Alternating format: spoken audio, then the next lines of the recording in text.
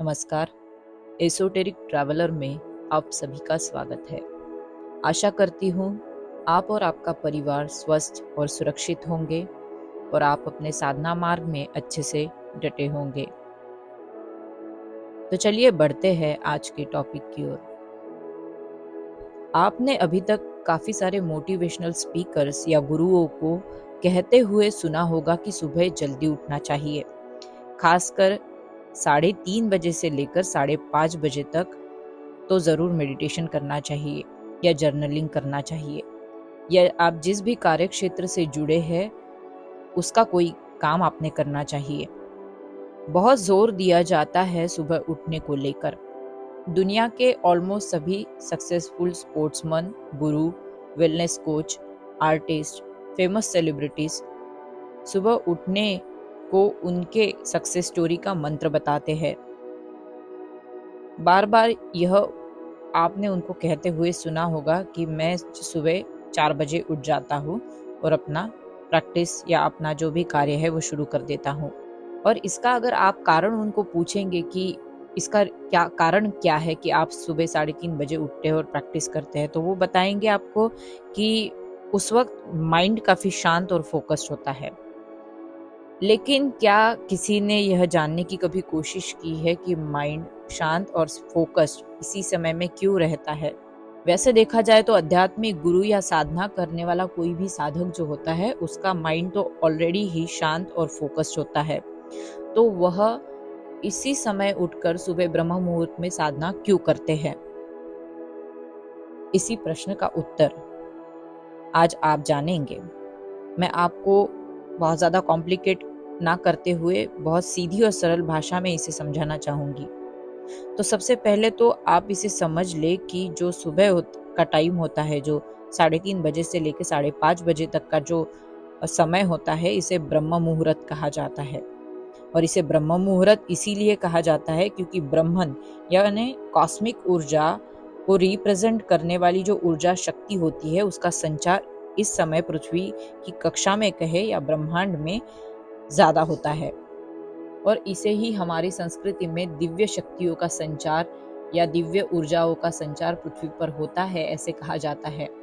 जिस कारण यदि आप शुद्ध मन से किसी भी चीज को प्राप्त करना चाहते हैं और उसके लिए आप प्रयास करना शुरू कर देते हैं, तो ब्रह्मांड की सभी पॉजिटिव ऊर्जा शक्ति जो होती है, जो दिव्य ऊर्जाएं होती है, वो आपका गोल अचीव करने में आपकी मदद करती है।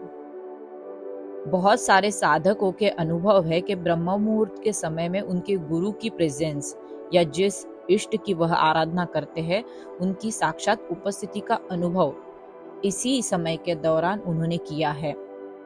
किसी भी कॉस्मिक एनर्जी से जुड़ना इस समय में आसान होता है। ऐसा क्यों होता है? क्योंकि बाकी एनर्जीज का इन्फ्लुएंस यानी प्रभाव इस समय में कम होता है।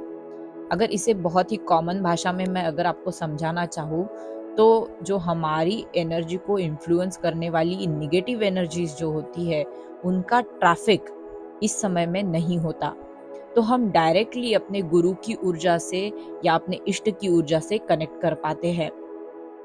यदि ब्रह्म मुहूर्त में आप रीढ़ की हड्डी सीधी करके ध्यान करते हैं तो यह अवस्था आपके कुंडलिनी जागरण के प्रक्रिया को स्पीड अप कर देती है। ब्रह्म मुहूर्त के समय में हमारा मन शांत और फोकस रहने का एक शास्त्रीय कारण भी है, और वह यह है कि सुबह 3:30 बजे से लेकर 5:30 बजे तक की जो हमारी ब्रेन की अवस्था होती है वह सुषुप्ति यानी विचार मुक्त गहरे नींद की अवस्था होती है। जनरली आपने पाया होगा कि हम भले ही 3 बजे तक ना सो पाए, रात में हमें नींद ना आए, लेकिन 3 बजे के बाद में 6 बजे तक हमें बड़ी गहरी और मीठी नींद आती है, जिससे उठने का हमें शायद ही मन करता है।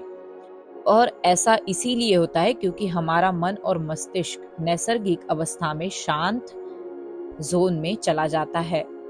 दूसरा, 3:30 से 5:30 बजे तक के बीच में आप पाओगे कि हमारी दोनों नाड़ियां, मतलब हमारी दोनों नासिकाएं जो होती है, एक जिससे एक ऊर्जा प्रवाह आता है उसे हम ईड़ा नाड़ी कहते हैं और दूसरे को पिंगला नाड़ी कहते हैं।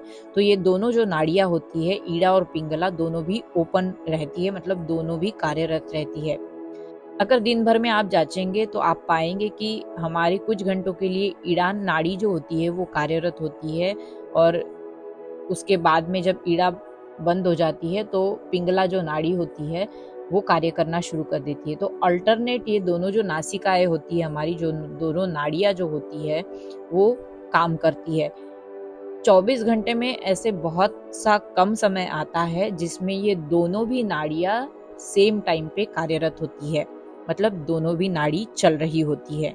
और आपको ये पता ही होगा कि ईड़ा और पिंगला दोनों नाड़ियां अगर साथ चलने लगे तो ये सुषुम्ना नाड़ी को जागृत करती है, और सुषुम्ना नाड़ी जब जागृत होती है तभी जाके हमारा कुंडलिनी जागरण होना शुरू होता है। और इसी के परिणाम स्वरूप अगर हम किसी भी लक्ष्य को पाने के लिए फोकस्ड रहे तो उस लक्ष्य को ऐसी अवस्था में हम 10 गुना तेजी से प्राप्त कर सकते हैं। इसके अलावा नॉर्मल कॉमन इंसान जो साधना नहीं करते, उनके विचारों से उत्पन्न होने वाली जो तरंगे होती है वह भी इस ब्रह्म मुहूर्त के समय में शांत रहती है। तो वाइब्रेशनल जो ट्रैफिक ब्रह्मांड में होती है वो काफी कम होती है। ऐसे में आप ब्रह्म मुहूर्त के समय में अपनी साधना करना चाहते हैं, ध्यान हो, अध्यात्म हो या कोई भी मटेरियल लक्ष्य आपको प्राप्त करना है, तो वो आप जल्दी प्राप्त कर सकते हैं। ब्रह्म मुहूर्त में ऐसा जादुई मैजिकल कुछ होता नहीं है, लेकिन हमारी जो ऊर्जा होती है वो नेचुरली अपग्रेड हम ही करते हैं, और अपनी शक्ति को जागृत करते ही जो हमारे अंदर जो चेंजेस होते हैं वो लोगों को काफी अद्भुत लगते हैं और दिव्य लगते हैं। तो सुबह उठना ही अपने आप में एक आपकी निर्णय क्षमता को बताता है, आपके दृढ़ निश्चय को बताता है। इसीलिए सुबह उठना काफी कारगर और लाइफ ट्रांसफॉर्मिंग अनुभव होता है। आशा है कि मेरे आज के वीडियो से आपको कुछ ना कुछ इंसाइट जरूर मिली होगी, जो शायद आपको दूसरे किसी वीडियो से ना मिली है। अगर आपको मेरी वीडियोस अच्छी लगती है तो कमेंट ज़रूर करें, ताकि मुझे भी मोटिवेशन मिलता रहे। और साथ ही आपको लगता है कि मेरी वीडियो से कुछ अलग इन्फॉर्मेशन आपको मिल रही है तो आपके सहायक साधकों के साथ में इसे ज़रूर शेयर करें। मैं मिलती हूँ आपको अगले वीडियो में एक नए टॉपिक के साथ, कुछ नई इंसाइट लेके। तब तक के लिए अपने और अपने परिवार का ख्याल रखें, सुरक्षित रहे। सबका मंगल हो, सबका कल्याण हो।